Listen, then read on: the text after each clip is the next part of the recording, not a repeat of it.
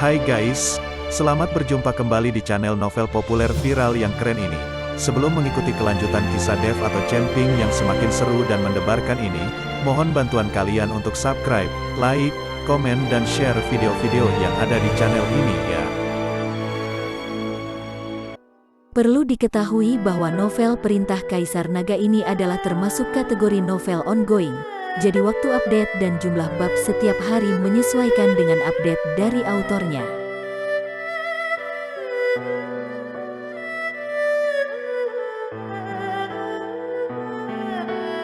Perintah Kaisar Naga bab 3407, 3408, 3409. Di dada Dev, kristal naga bersinar terang, dan auman naga bahkan terdengar dari dalam tubuhnya. Baikian sedikit bodoh, dia tidak menyangka akan seperti ini. Dia baru saja menyuntikkan sebagian kekuatan binatang ke dalam tubuh Dev, tapi dia tidak menyangka tubuh Dev akan merespon. Dia bahkan tidak menyangka bahwa Dev benar-benar memiliki darah ras binatang monster. Garis keturunan klan naga. Mata Baikian menjadi panas, dan dia menatap Dev, seolah dia ingin menelan Dev. Luosi merasakan perubahan pada Baikian. Dia ingin menghentikannya, tapi dia tidak berdaya. Baikian melambaikan tangannya, dan penghalang tiba-tiba muncul, memotong Luosi. Dia bahkan tidak bisa melihat apa yang terjadi di dalam. Garis keturunan naga, sepertinya kesempatanku telah tiba. Aku akan menyembuhkan lukamu, dan kamu akan membuat garis keturunanku lebih kuat. Baikian berkata dan mulai melepas pakaiannya. Kemudian dia dengan lembut menimpa Dev. Baikian ingin menggunakan metode ini untuk memulihkan Dev, dan Baikian juga bisa menggunakan garis keturunan naga Dev untuk digabungkan dengannya, membuat garis keturunannya sendiri lebih kuat. Luosi ada di luar. Dia tidak tahu apa yang akan dilakukan Baikian pada Dev.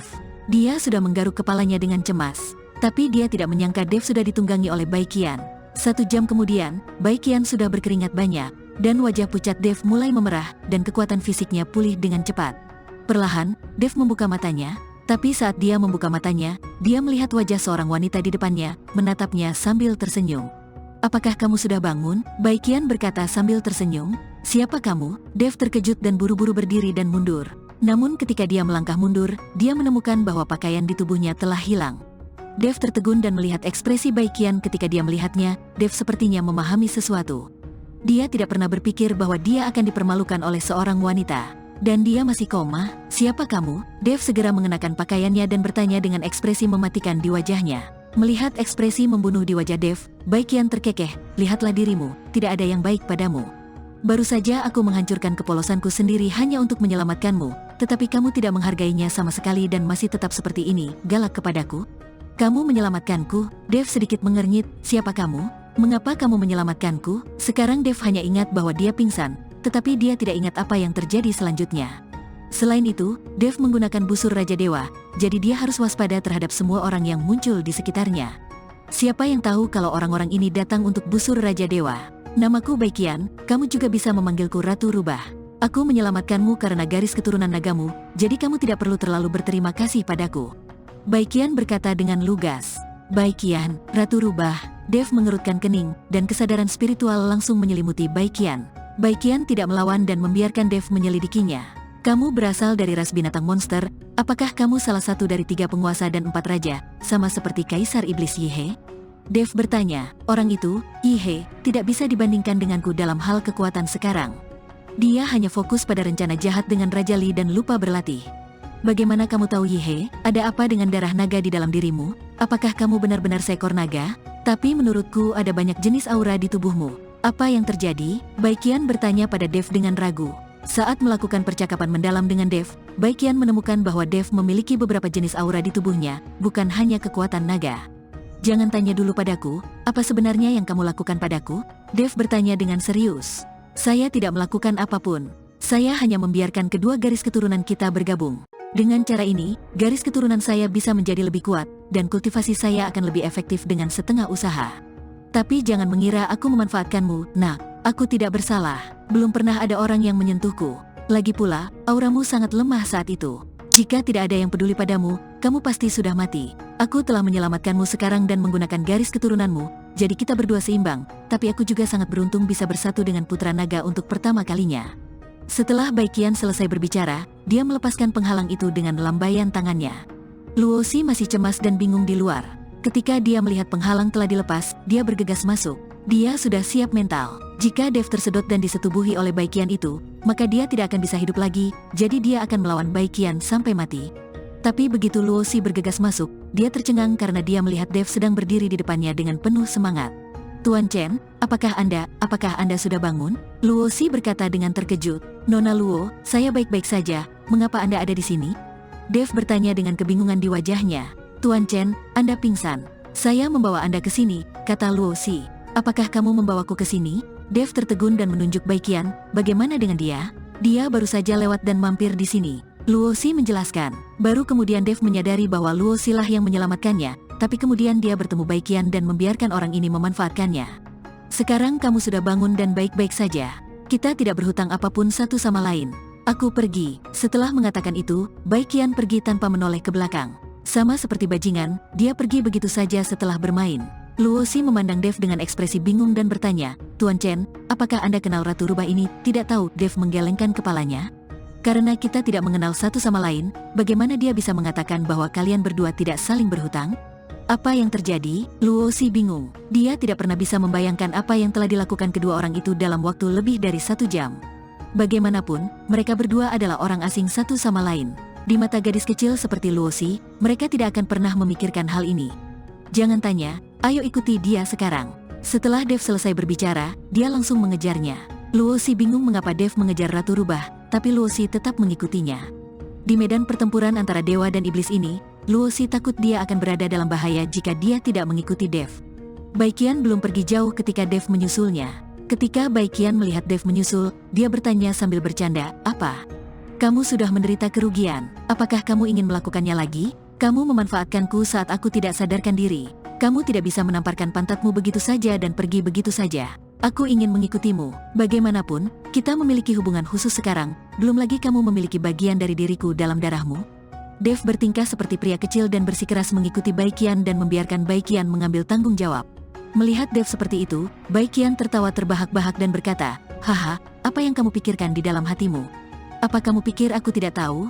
Kamu kelelahan dan tidak sadarkan diri. Kamu pasti bertemu musuh yang kuat. Sekarang kamu ingin mengandalkanku untuk melindungimu? Melihat Baiqian telah mengetahuinya, Dev tiba-tiba tampak sedikit malu. Kamu tidak perlu malu, aku bisa melindungimu, tapi ada syaratnya, kata Baiqian. Apa syaratnya? Dev bertanya, aku bisa melindungimu selama di medan perang dewa dan iblis ini, tapi kamu harus tidur denganku setiap hari. Aku ingin garis keturunanku menjadi semakin kuat. Jika saya cukup beruntung bisa hamil dan melahirkan anak naga, itu akan sangat berharga bagi saya. Aku paling menyukai anak-anak, Baiqian menyatakan syaratnya lagi. Setelah mendengar ini, Dev tercengang. Syarat seperti apa ini? Ingin punya bayi? Dev tidak pernah berpikir untuk memiliki anak. Dia diikuti oleh Rosalind, Ge Jiayi, Ge Yuhan, Han Qinger. Mereka semua mengalami pasang surut, dan mereka tidak mendengar gerakan apapun di perut siapapun. Apakah karena aku tidak bisa melakukannya? Memikirkan hal ini, Dev mengeluarkan keringat dingin di dahinya. Dia tidak pernah memikirkan masalah ini, tapi sekarang Baiqian menyebutkannya, Dev mulai memikirkannya. Apa yang kamu lakukan? Apakah kamu setuju? Baiqian melihat Dev diam, jadi dia bertanya. Wajah Dev penuh dengan ketidakberdayaan, dia tidak menyangka bahwa putra naga yang bermartabat, penguasa istana Tianlong Naga Langit, akan diperas oleh seorang wanita. Anda harus menjual penampilan Anda agar aman. Oke, aku berjanji, aku akan menidurimu setiap hari. Dev mengangguk tak berdaya. Dev tidak mungkin menolak, dia harus mencari penolong sekarang, karena Dev tahu bahwa Qi Peijia pasti belum mati, dan pasti akan menemukannya. Dan jika tersiar kabar bahwa dia pemilik busur Raja Dewa, lebih banyak orang akan datang mencarinya. Adapun Chai Hongwei dan Miao Lao, meskipun mereka bisa membantunya, mereka terlalu lemah untuk melawan Qi Peijia. Tapi Baiqian ini berbeda. Dengan kekuatan alam kesengsaraan tingkat ke-7, jika dia benar-benar bertemu Qi Peijia, dia pasti akan memiliki kekuatan untuk bertarung. Ditambah Dev, Qi Peijia pasti bukan lawannya. Melihat Dev setuju, Baiqian tersenyum ringan dan berkata, kalau begitu ikuti aku. Tuan Chen, mengapa Anda berlari begitu cepat? Saat ini, Luo Xi terengah-engah dan menyusul.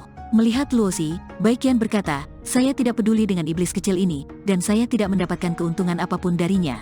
Tidak, aku berjanji pada Tuan Lembah Luo bahwa aku ingin menjaga putrinya, aku tidak akan pernah meninggalkan Nona Luo sendirian. Dev menggelengkan kepalanya dengan kuat, dia tidak bisa meninggalkan Luo Xi sendirian. Kalau begitu, akan sulit bagi Luo Xi untuk bertahan sampai akhir di medan perang antara dewa dan iblis. Baiqian memandang Dev dengan tidak percaya, aku tidak menyangka kamu adalah orang yang ramah tamah dan menepati janji, jadi biarkan dia mengikuti kita. Tetapi jika kamu menambahkan satu orang lagi, kamu harus menambah waktu tidurmu denganku.